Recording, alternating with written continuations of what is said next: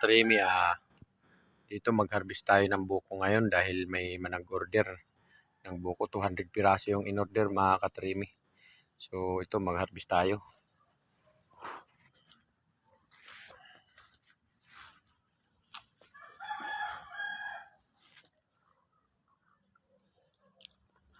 Ito mga katrimi yung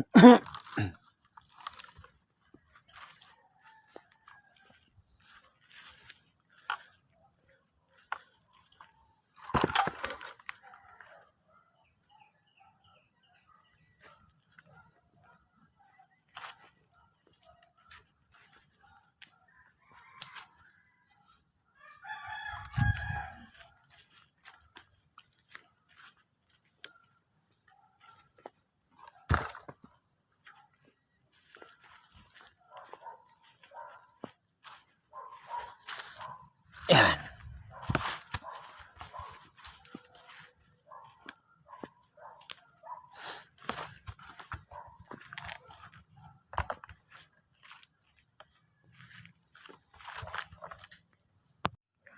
So ito mga katremi yung natin na buko na kuha. Tapos habang nanguha tayo ng buko mga katremi, may nakita tayo ng mushroom yan. Yan o.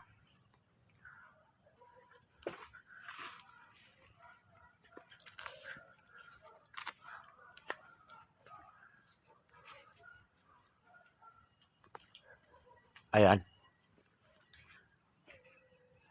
So marami pa mga katremi doon sa unahan. Punta tayo sa unahan. Mga katremi, yung na-harvest nating buko. Mamaya bibilangin natin yan. Kasi kailangan 200 yung nagpa-order sa atin. Ito mga katremi, oh. Hirap talaga umakyat din. Pero mabababa pa naman yung puno.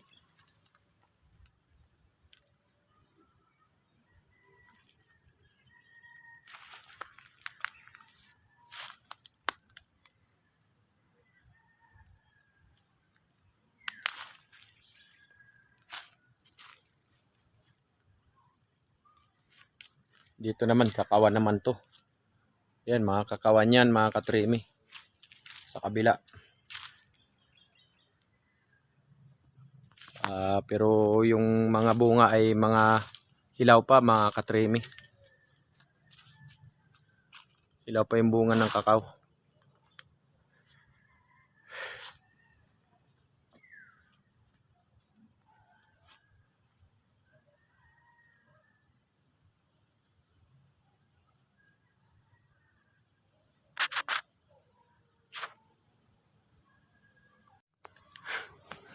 So ito dito mga katremi, mabababa pa lang yung buko dito.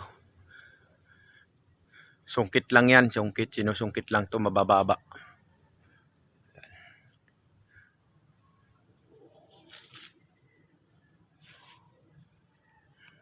Yun dun sa kabila yung matataas na.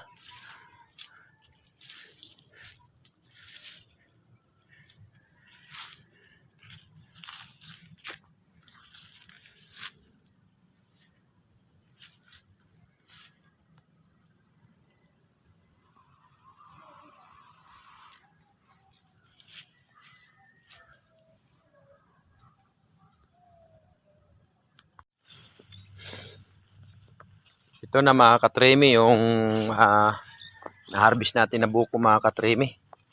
Ito, tinakpan na. Yan. Yan na. Kukuhanin na lang yan bukas. Kasi 200 yung order at kulang pa yan. Nasa 80 pa ang kulang.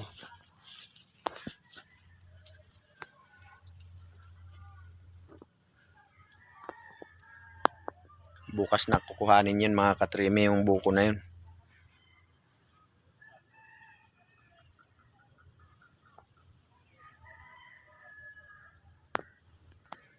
Ito mga katremi dito sa probinsya talaga ang ganda ng ang ganda ng tanawin dito mga katremi. Kaya dito talagang fresh na fresh pa yung hangin. At saka isa pa yung mga pagkain na talagang fresh na fresh mga katremi. Tulad na lang ng buko mga katrimi, yan talagang ano, kaka-harvest lang natin yan.